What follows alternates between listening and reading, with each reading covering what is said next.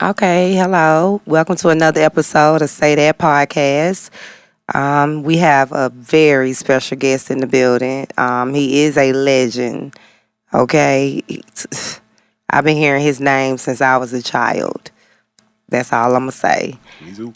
It, oh, you too? Yeah, I was excited when you told me. Yes, yeah, me too. Even when I met him face to face, so just an honor to have Mr. Ken, Mr. Pimpin Ken, in the building tonight on Say That Podcast. Thank you for having me. We appreciate you for even giving us the time and day. We are honored. I'm gonna tell you that now. So I'm gonna let you get started. I know you got some Yeah, I got questions. I got a Oh, few he questions. We was can go ahead like a and little get kid. started to it. So, what made you start What made me wanting to start? get into the game? Well, I kind of got in the game by default. We was out there hustling. A partner of mine named JD, and we was robbing banks and robbing jewelry stores. So, I called a reformatory bit like 3 months. So when I came home, you know what I'm saying, he had three bitches. Mm-hmm. I said, "Say man, give me one of them bitches." He said, "Which one you want?" I said, "Give me the one that's light bright with the pussy candy stripe." So, you know what I'm saying, he gave me the bitch, and you know what I'm saying. That's how I got pimping. Then I started hanging around a bunch of older guys, they laced my Timberlands up, you know what I'm saying, they gave me a little game. And then, I went back to jail, you know what I'm saying. Then when I came out, you know what I'm saying, I said, this is what I want to do, because I want to be in jail with a bunch of people, talking about how much dope they sold. When they only sold an ounce, they said they sold a key, or talking about they had this much money, really ain't getting no commissary. So, it's just a lot of fake shit in the penitentiary. So I was like, man, I don't be around this fake shit. This ain't no place for no player. So I just really, kind of came home and really exercised my P, you know what I'm saying, and really understood what the P was, PIMP, put it in my pocket. I started, having reach artists and demanded the money. So, after a while, a lot of bitches liked me back then. I was fly dude, for a young dude. But I had a lot of game because my daddy now was players and my uncles was players. So all my life I've been around the lifestyle, So that's how I ended up getting my first girl. And then, I went on and got really serious around about 99, around about 80, 89, 88, 89. Got serious about the game. So around that time, that's when you met Don Juan and all them. Now I met Don Juan as a young man. I used to live in Chicago, so I met him. I ran away from home, me and my brother. We went to this place called the Madison Hotel. It's a hooker's hotel. It was on California and Madison, so all the hoes used to turn dates and, have tricks over there. So, we were just over there, me and my brother, we ran away from home. So that was the only place they let us live because they didn't care how old we was. And I see all the pimps ride up and down the track, and Don Juan be in this green and gold Cadillac on Madison. So that's when I first saw him. But I actually meet him until '95. By this time, I became a legendary pimp. You know what I'm saying? All over the world, and niggas knew me, and so it was an honor to meet him. So I met him in '95. And that was way after I kind of got my name in the game. I was gonna say it's crazy because how do you even get so big in the pimp game? Like you done pimped your way into Hollywood. And that was gonna be my question. Yes. You took it to another level of pimping. Pimp. Yeah. Yes. Well, actually, it was a coincidence, and it go back to Don Juan, right? So I'm at this place get my shoes made. And it's a place called Mr. K. We used to get our suits and our shoes made over there. And so I see this dude named Reverend Seymour. He said, "Say, man, we got a players ball." I said, "Who gonna be there?" He said, "Don Juan and all these people and shit." You know what I'm saying? So I said, "Okay, all right, man, I'm gonna fuck with y'all." So I went there and I seen Ice-T there. I was like, "Damn, that's what this nigga doing here? This is a nigga from New Jack City, right?" I said, "This some this some player shit these niggas doing." So I met Ice-T. We swapped numbers and shit. Then they had another players ball, but the next players ball, HBO was there. So when I seen HBO, I thought this shit is serious. And then this dude named Tracy from the Source magazine, he was there too. So they was just, I was a fly dude. I was talking shit, just kicking them quick rhymes and that pimp shit. And he said, man, we want to get you. I said, well, man, listen, man, if y'all want to fuck with me, y'all got to come to Milwaukee, you know what I'm saying? And y'all come to Milwaukee, then, you know, we can do some business. So I had a clothing store downtown Milwaukee, so they came down to the clothing store, and we brokered the deal. So I told them, I said, I want the movie to end with me, and I want credits. I want to do my own movie. And I said, I want more money than everybody. You know what I'm saying? So they gave me more money than everybody. They accommodated me on the rest of the things. So, and when somebody give you that kind of money, and you see yourself on that big screen, I guess they say you get the bug, right? So I said, man, this is cool. So, you know what I'm saying, man, I just started, you know, editing my movie, you know, paid a lot of money back then. Editing was, when they had these cameras, you had the big cameras, and you know, you had to go to the big studio, sign up, spend a lot of money editing the shit, got the shit proper, and then I put it on a distributor, Script Masters. And the motherfucker made so much money, man. I said, that's what I want to do. And just so happened on one of the videos, I was just talking shit. I said, yeah, I'm the intro, outro man for all rappers all over the country.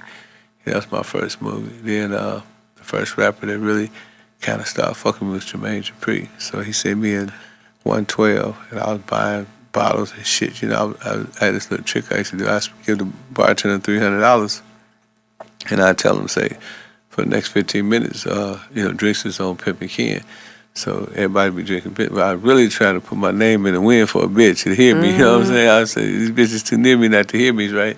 So I was really campaigning for a whole draining, you know what I'm saying? You hear that pimp talk? So you know what I mean? You know, but Jermaine Dupri picked up on it. He said, say, man, I want you to do a whoo. So I went to his studio, and then, you know, that shit went platinum.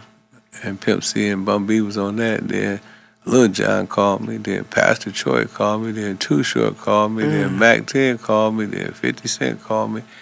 I've been on about 40 million records, you know, just sold, you know, not 40 million records, but 40 million records. So I might have featured on about at least 500 or 600 albums, you know, independent and major. So, you know, that's how I got into, but I'm a businessman, you know. When I was in prison, you know, I studied business, so I kind of turned into a business, you know what I'm saying? Start, you know, receiving publishing, you know what I'm saying? And, you know, making money on that level. That I got me an artist or two, you know, tried it that way. That didn't really work for me. You know Floyd Mayweather?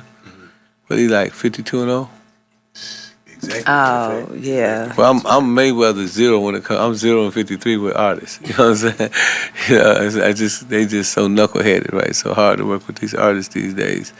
But, you know, my brothers at the hip hop fraternity, you know, they are exception. I got some good brothers, Murder Man and Ditto, Cash, you know, Pluto, you know what I'm saying? I mean, it's a lot of good brothers over there. H2O, you know, we got a lot of rappers at the hip hop fraternity doing pretty well. So then I got to doing videos, you know. I don't know if you remember BET, but I had like 5 videos that I featured on BET. Everybody was calling me, paying me, you know, 50 Cent paid me to get a PIMP video. I was about to say that. Yeah, Lil Jon, you know, I've been in Bia, you know what I'm saying?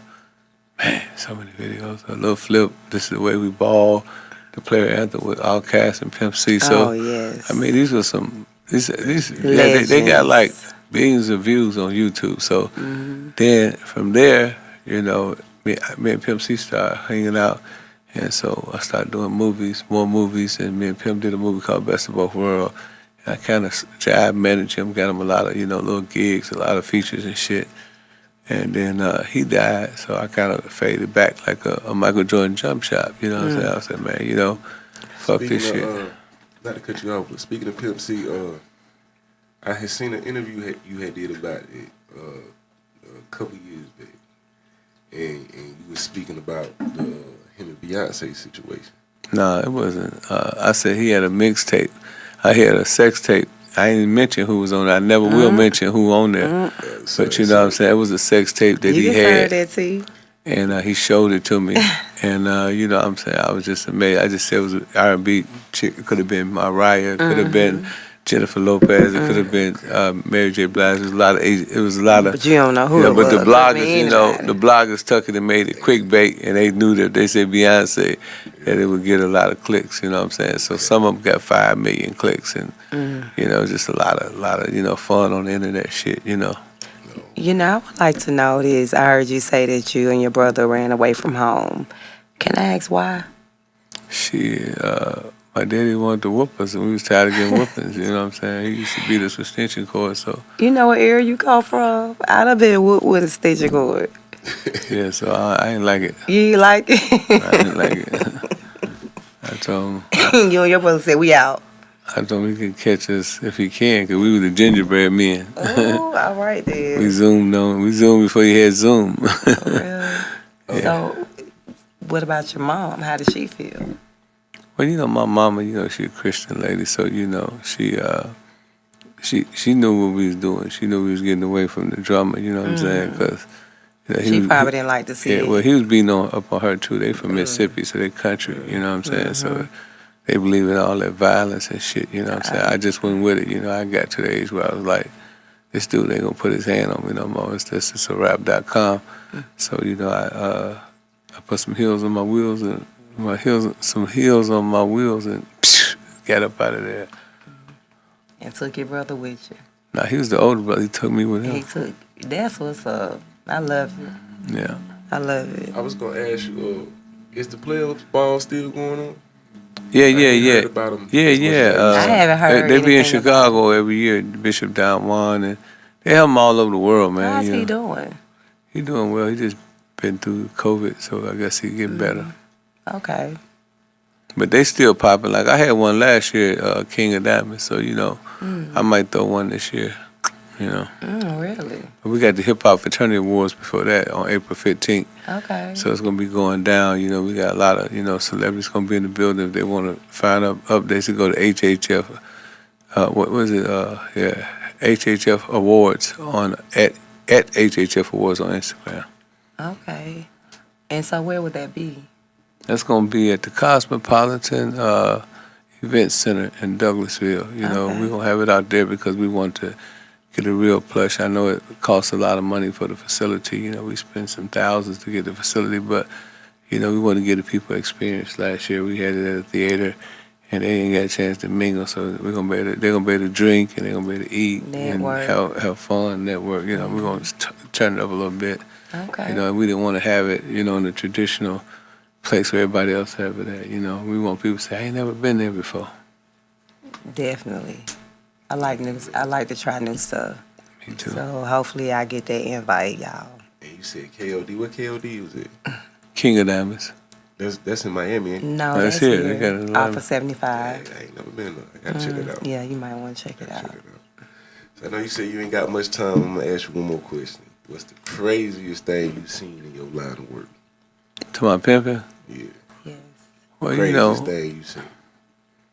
man, I seen this one bra get shot by this other bra. It was crazy. You know, she shot in the head because her pimp allowed the other bitch to come home, and the bra wanted to be with the pimp by herself, so she walked up to the bra on the track in front of everybody, blew her brains out. You know, it looked like noodles, man, brains scattered everywhere. And, that was just devastating, you know. But for me, personally, the craziest thing that ever happened to me, probably, I had a girl, we was in Peoria, Illinois, and she was working for me. She was working for 2 days straight. So she didn't come home for 2 days, you know what I'm saying? I'm calling everybody, I'm trying to figure out was she dead or whatever. And when I seen her, you know what I'm saying, she had, I gave her 25 condoms. She had 22 left. She had 2 left. So she had 23 dates. So I said, where you been at? Well, Daddy, all the condoms you gave me, I ain't having 2 left. I'm like, bitch, you should have called me or something. I said, you lost your mind, you know what I'm saying? But, y'all can ask some more questions if y'all want to. She had that money, though. Yeah, each condom represents 200, so she had a bankroll. Okay. So she, 200 a pop. yeah. Okay. Y'all ask some more questions. I'm here now. Well, I got another one in. How did you manage to go so many years without getting in trouble for pimping?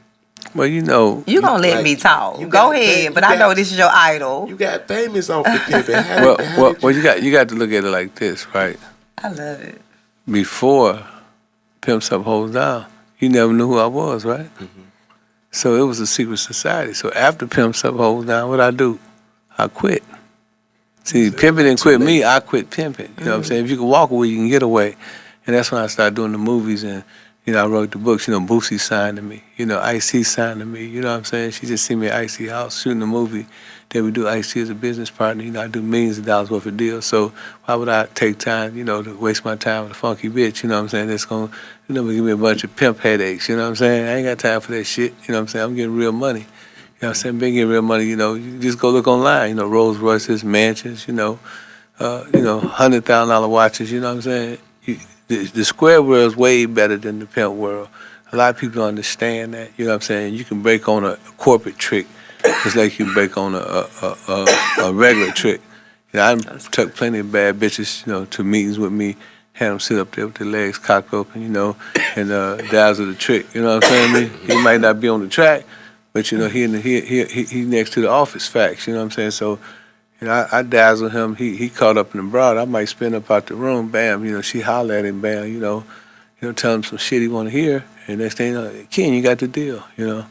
And that's the type of game I'm on. Like I said, my bitches didn't sell pussy, they sold pussyality. You know what I'm saying? That means that they basically, were going, I would send them in a strip club. And when they get in a strip club, they're going to VIP with a trick and just, a lot of people don't know it's a sign. It's on every seat to say gratuity. They put 500, 1,000. They get 10, 15 tricks a night. They get 10, 15,000. The club got to break bread. That's just how I was able to get out of there. I try to,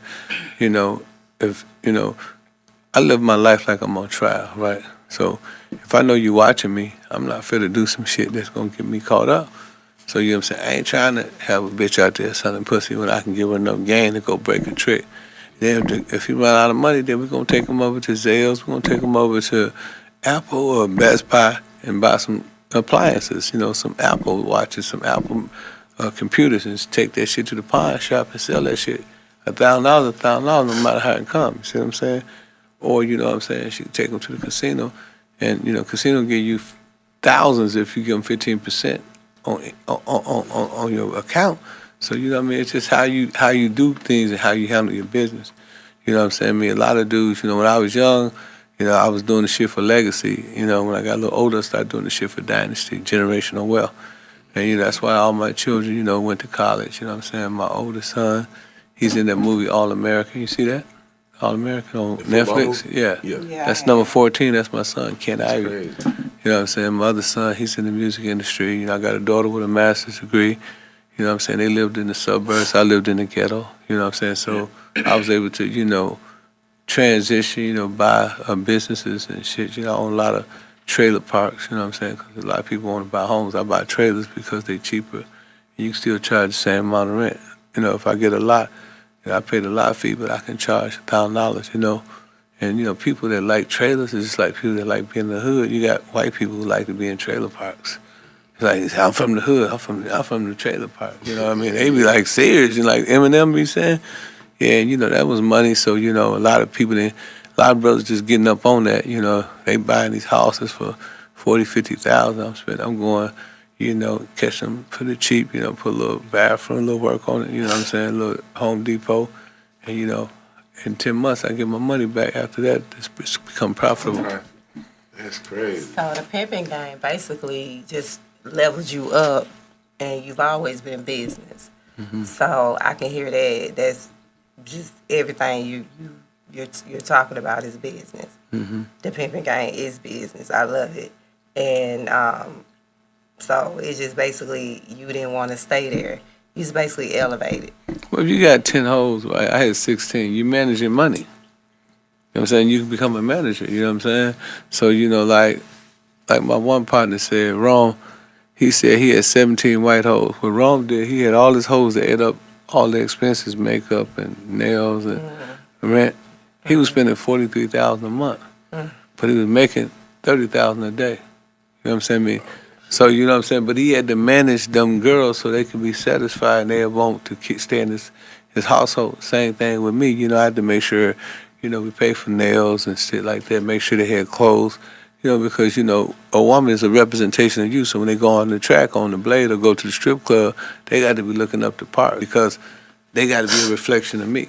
And if you was trying to knock me for a bitch, I'm not gonna have her looking like a regular Ann. And you tell her, yeah, you know what I'm saying? And you tell her, I'm gonna do this for, I'm gonna do this for. No, I'm gonna do everything for her that you gonna try to tell her that you gonna do. You know what I'm saying? So I can combat, I can throw defense up on what you got to do. We playing hockey, so I got to block your game. Because the name of the game is cop, lock, and block. You know what I mean? It used to be cop and blow, loser watch it go. But I'm saying now it's cop, lock, and block. You want to hold her, hold her down and keep her around. So, that was one of the ways that, Then like I said, Ice-T, I did a book deal for him, did a book deal for Boosie, I did a lot of deals for a lot of other artists, you know what I'm saying? So that's how you stay free. As long as you're paying taxes, as long as you're legitimate, you know what I'm saying, you ain't gonna go to jail. So y'all hear about me after I done did the damage. You know what I'm saying? Ain't like I'm out here now pimping, you know what I'm saying, and knowing, I ain't finna do no dumb shit like that. I know I'm gonna go to jail. Cause I was thinking like, damn, he done made it worldwide with the pimping, and they ain't done nothing about it. Man. So I mean, he has a lot of documentaries. It makes sense though. You know what I'm saying? You have your exit plan and go about things like you want to stay a free man. Then you just making it's easy, man. I'm telling you, I got a book called The Art of Human Chess. I got a book called The 48 Laws of the Game. So think about that, right? That's the #1 selling book in prison.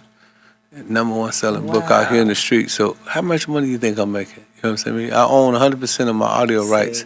If I show you how many audio books I sold, it blow your dreads about 2 or 3 inches. You know what I'm saying? So what I'm saying is that you learn how to get money on different levels. Like she said, the game just levels you up. You know what I'm saying? Put you in a position. You know what I'm saying? To get on the mission for a commission. You know what I'm saying? So you just switching up. You know what I mean? You ain't losing your game. You know what I'm saying? When I'm sitting down, I'm talking to these corporate execs, I still got to flow like Niagara Falls. My gang got to flow, because if it ain't flowing, then, you know what I'm saying, they ain't going, so that is true. I keep my game tight.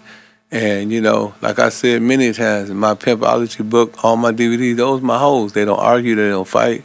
They ain't gonna never choose up on another pimp. You know what I'm saying? They gonna be here forever. And my children gonna eat off of it. So, it's about knowing the game and taking your game to another level and making sure that, you respect the law, because human trafficking is a law that they came out that was designed to send young African-American men and, some poor white and poor Hispanic people to jail, because it says that, if you coerce a woman into doing something, that's human trafficking. If you go with her on a date or take her to a date, that's human trafficking. So you damn if you damn if you don't. So you got to understand these laws, you know what I'm saying, because America's 5% of the world's population, but it's 25% of the world's incarceration. We represent 13% of the population, talking about black folks, but 6% of us are eligible. So when you look at the prison industrial system, 51% of the people that's incarcerated is African Americans. It's our people. You see what I'm saying? So that's a travesty. You know what I'm saying? You can be 6%, but you're 51% of the prison, and then they use the 13th Amendment to enact slavery, because the 13th Amendment says slavery is abolished except when one duly commits a crime. Then you got CCA, Correctional Corporation of America. This is a privatized organization that got stocks, prison stocks. So you see a lot of, when they say Michael Jordan was had prison stock, well, he didn't actually have prison stock. He was messing with a venture capitalist company that he put his money in a venture capitalist fund, and that fund purchased, stocks in this company called CCA. So that made him complicit in the incarceration of black men. So what black men got to understand, and I talk about this in my book, is that the big old world is a checkerboard, and we are pawns, and they daily checkmate us. You know what I'm saying? They put all these different crimes out here. It's 5,000 felonies on the felony books. So you could commit a felony. You can be at Walmart. You can open the door. You can hit the next man's car and walk away. That's called walk away from the scene of a crime. That's a felony. That's punishable up to 5 years. So there's many things that we do that put us in a precarious situation. As African American men. But what I tell my brothers and sisters at the Hip Hop Fraternity, which is an organization I started, which you can, anyone of your viewers interested, go to the hiphopfraternity.com. We have 4,000 members in 30 chapters around the country. I tell them all the time, man, that y'all entrepreneurs. As soon as you go in that booth, you're an entrepreneur. So, you never know if that song might be the next Drake or the next Lil Wayne or the next Michael Jackson song, might be the next Thriller. So, you got to treat it like a business. But what a lot of them do is, they go out there and they sell their music to the majors and they get 15% royalties. The major keep 85%. So they make $1 million. The young man only get 150,000. The major get 850,000. But I tell that same young dude, say, man, look here. I like that Rolls Royce you got, man. How much you pay for it? 500,000. I give you 100,000, man. Nigga, you must think I'm crazy. No, I think you crazy if you get somebody something that's worth $1 million and you only get 150,000 for. He getting 850,000. You might as well let me get the Rolls Royce for 100,000. You know what I'm saying? Because you already being pimped on. So this is what I try to do: teach them about blockchain, teach them about cryptology, teach them about NFCs, NFTs. Teach them about CSAC, ASCAP, and BMI, publishing, which is very important for artists, you know what I'm saying? When artists got to understand, I'm on many records, so I receive checks, from my publishing, and, one thing a lot of people don't know is that I'll give you a better example. Take Whitney Houston, I Would Always Love You. Remember that song, The Bodyguard? Okay, that song made millions of dollars. Who you think got paid, Whitney Houston or Dolly Parton? Dolly Parton. Because it was her song. You see what I'm saying? Yeah, so that's how important publishing. Publishing is 89 years after you're dead, you get paid. You ever heard of copyright control? Yes. So copyright control is a thing where, when they can't find your money, they put it in a copyright. You know what I'm saying? So they put it in a copyright control. That means it just sit there. So it's this one guy, his father played for the Beatles, and he died. He was dead for about 25 years, but they found the son off of American Most Wanted. And when he was on American Most Wanted, they got in contact and said, hey, your father got $3 million in copyright control. That publishing was accumulating. So it's a lot of people, right? They go in the studio, they do a song, they be high, they forget they do a song, the song do really well, and they can't find them. They put that money in copyright control. So that's publishing, you know what I'm saying? A lot of times these companies, when they give you 50%, they buy 50% of your publishing, or they buy all your publishing, well, they take it overseas. And that's why you hear people like Sir Mix-a-Lot, 40 years later, still making millions. They sell the music to the overseas DJs. They sell it to the overseas market. Sir Mix-a-Lot, that's crazy. I just thought about that. What was Sir Mix-a-Lot's song that went national? I Like Big Bucks. Yes. I thought so. That's all. That's worldwide. I thought so, because that's all in movies and everything. That's worldwide. But let me ask you this, just to rewind what you were speaking on. I would like to know, I know when you were pimping, they didn't have the laws as far as the trafficking. No. They didn't have those. No, it's called the Mann Act. And it's called pandering. Got it. When you were pimping. Yeah, but when I was on the track, I remember one time I seen this guy beat this girl up, and the police bus say, "Hey, you and your girlfriend go home." Like, nigga, that's a hoe, nigga. What you talking about, police? You know what I'm saying? They didn't know, man. They didn't care about that shit. It kind of got bad when we did Pimps Up Hoes Down there. It kind of fucked the game up. I regret doing that shit. Why? Because Tell me why. Because a lot of young men were inspired by the game. Influenced, and they wanted to become pimps. At the same time as they was becoming pimps, they changed their laws. You know what I'm saying? Because let me give you a better example, right? Take, for instance, New Jack City, right? Yes. Take Scarface, right? Okay. So Scarface, what it did Favorite movie. is it made a lot of brothers want to get into the drug game. You know what I'm saying? New Jack City made a lot of brothers want to take over the Carter, his projects, right? But at the same time, look what they did. They had the new laws. They had the sentencing laws. They had the new gun laws. They started sentencing brothers, and they came up with conspiracy laws, the RICO laws. All these laws were detrimental for young African-American men. How many men do we have in our community that said they never seen their father because they got 30 years, not for drugs, just for a phone call? You know what I'm saying? How many people you know that got caught up because they was in the wrong crowd? Yeah. You know what I'm saying? And that's what happened. You know what I'm saying? So now they took the same, Hollywood always come into play. The same thing Hollywood did with New Jack City and Scarface, they did the same thing with Pimpin. They had Snoop Dogg glorified Pimpin. 50 Cent, P.I.P., Ludacris pimping all over the world, T.I. Pimp Squad clique. Lil Flip like a pimp. You know what I'm saying? I mean, everybody pimping, but at the same time, Congress sitting up there in Washington writing laws saying, okay, this is where they going. And now you got a lot of young African American men locked up for human trafficking, which was never meant to be for African American. They said it was for underage girls that was coming from the Philippines and coming from Africa, right? But then they switched it to a domestic law and started using it to lock up young African American men. So you got to be very cognizant and aware of the tricks and trades of the devil, you know what I'm saying, our diabolical enemy. He's always working, he's always lurking. So, we got to be conscious. We got to understand that, what you go through, you grow through. You can't inhale new air unless you exhale old air. You want in with the new, out with the old. All right. You know what I'm saying? So, you just got to let it go. You got to say goodbye. Even in the word goodbye, the word is good. You know what I'm saying? I mean, good is in goodbye. So, that's one of the things that I do. I get rid of that dead weight. A lot of times, people be influential in our lives. We don't know they're influencing us and they send us down that negative path. Like I say, I give an example, the eagle, right? It's the most profound of all the human birds. Its wings spread 9 feet, but when the eagle fly, it don't fly, it soars. You know what I'm saying? If an eagle seen a pigeon and he looked at that pigeon, he gonna fly high because he know he's flying too low. Chickens, they be on the ground, doing this shit. And, chicken, they eat their own feces. Chickens is fat. That's why they can't fly for 5 feet. I ain't got nothing against chicken. I ate one today. But the same token, right, when you think about it on the intellectual level, right, you look at the eagle make love in the air, but you never see an eagle making love to a chicken. You know what I'm saying? Because that's out of his lane. But I'm going to have to look that up. I didn't know they make love in the yeah, air. they make love in the air, and then when they see a How storm, they do that?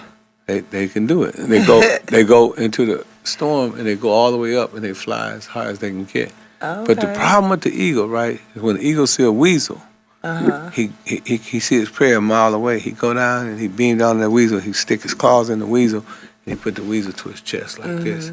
He ascend 10,000 feet, but he descend 10,000 feet to his death because the weasel eats his heart out.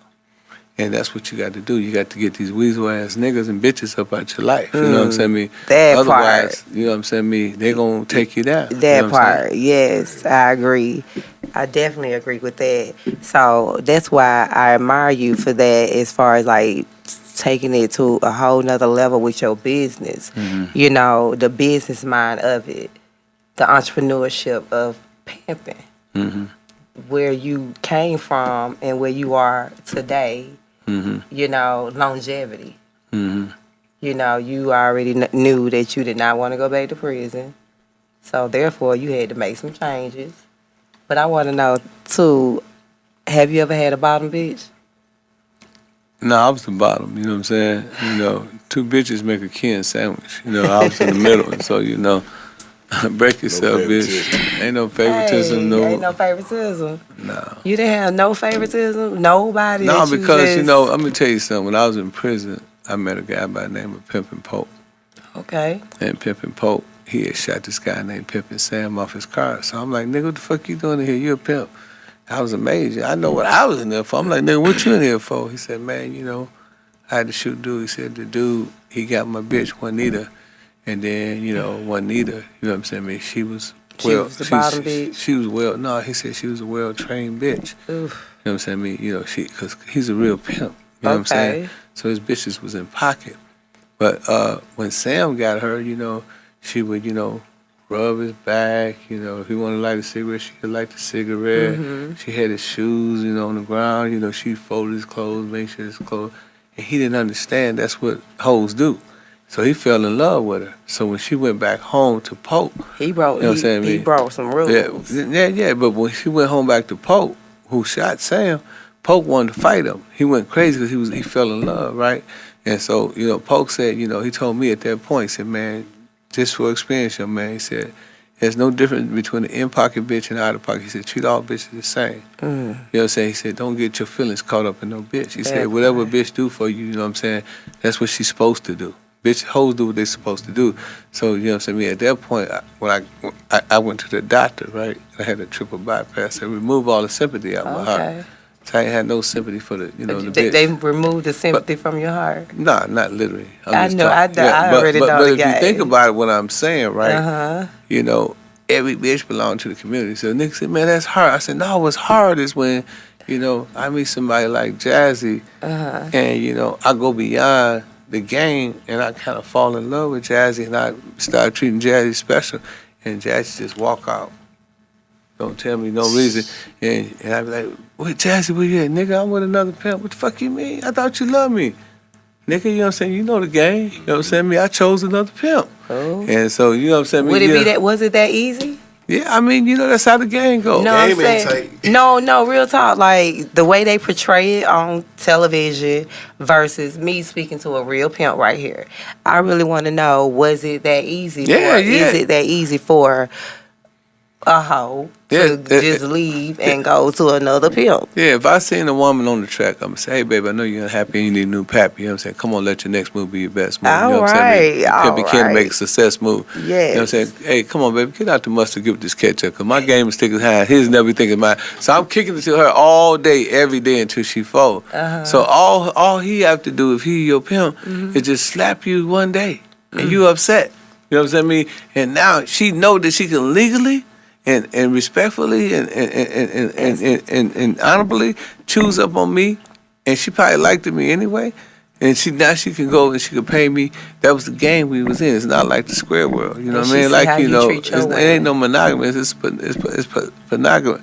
The word ain't. It's called what's the word? Monogamy. Polygamy. It's polygamy. Not it's not monogamy. It's polygamy. So you know what I'm saying. That's that's how the game was. You know, you can have as many hoes as you want, but you know, I mean, you know, you have to. You know, a lot of times when hoes choose to be on impulse, you know what emotions is, right? Yes. So, you know, your emotions is right here. Okay. But your reasoning is right here. So what that means that they ain't in the same place. Uh-huh. So when you see somebody snap and they kill somebody, that's on impulse. That's the emotional impulse. When you see somebody do something stupid or argue with somebody. So where is that again? Huh? It's right here. It's in your subconscious mind. This is what? Yeah, this your subconscious. This your conscious. Subconscious. I mean, hypothetically speaking. Got you know what it. I'm saying? So a lot, 95% of the shit we do is unconscious. You know what I'm saying? So when you make an unconscious decision, you using your emotions. You know what I'm saying? You're letting your emotions supersede your intelligence. That's actually true. Yeah. So what I tell people is this. You know, I got a better example. This is a guy by the name of John Blunt, right? He was in England, and John Blunt, he had the C company. He had all these people invest in this company. So he made people millions of dollars. Everybody, the queen, everybody invested in this company. And it was even this one lady, she was a maid. So they had a play, a Shakespeare play. And so she was sitting in the balcony. The lady she used to work for was like, how did you get up there? She said, I invested in John Blunt Company. So the lady was like, wow, damn, you know what I'm saying? You having it like that? So this guy by the name of Isaac Newton. You heard of Isaac Newton? Yes, I have. Yeah, so the theory of relativity and gravity and all that. Yes. So Isaac Newton invested in the company. He invested 7,000 pounds. But when he got a multiple of 3, he got 21,000 pounds. He sold his stock. He said, what goes up must come down, because that's his theory, right?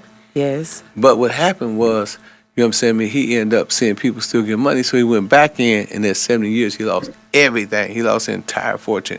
He was poor, impoverished at 70 years old. So he said, I would never allow my emotions and my reasoning, you know what I'm saying, to clash again. That's a lesson for me. But now here's the better lesson. You ever heard of an ox? You know an ox? Yes. How big an ox? You say strong as ox. Well, an ox can be standing there with a camera, and I can put a pistol at the ox head, you know, aiming for the hunt him. He won't even know I'm about to kill him, right? Exactly. But if I put that pistol to your head, you're going to be running. Oh, my God, y'all knock them cameras down. But that ox don't know he about to be some oxtails. That part. You know what I'm saying? But, you know what I'm saying? You know what I'm saying? If you look at the lion, who don't have reasoning faculty neither, is also an impulsive animal, right? You know, in the animal kingdom, right? If you put half a cow in a cage and you cut it so the lion can smell blood, he'll try to scare the cow, even though the cow dead. And then he'll go in there, he attack that cow. He don't know that he's gonna be a zoo lion. He finna be somebody's zoo animal. You know what I'm saying? Because he don't have the reasoning faculty. So always give yourself the time to think. So whenever you make something, give yourself 10 seconds to think. And that's the difference between impulse and reasoning. You know what I'm saying? I mean, your doubts are your own reasoning. You know what I'm saying? I mean, never believe your doubts and never doubt your beliefs. All right. That's game. Ain't it? On top of game. That's I ain't game. never think about it, but one thing I do notice is you compare a lot of things to animals. I do too. I learn a lot from animals. Yeah, that's game. He put me up on 'Cause some they real just game. naturally just do their thing. Ain't nobody had to tell them or teach Yeah, them. remember, we animals too. You know what I'm We in the saying? animal kingdom. That's true. It's like the only thing that separates us from the animals is our ability to reason, to think. That's why we the ruler of the world. We know how to make planes and stuff. We can think. That phone there. Somebody had to think about how to put that on live on Instagram or Facebook. So that's the power of your mind. Your mind's so powerful you can move this building over to across the street just by thinking about it. And people say, and God said, "Let there be light." But see, man is made in the image and after the likeness of God. But they say, how? You know what I'm saying? How she made that image? Well, in thought. See, God, he can't be added or subtracted. But if you use the mental capacity, then God said, "Let there be light." Close your eyes once. Please close your eyes. Can you see a Rolls Royce right now?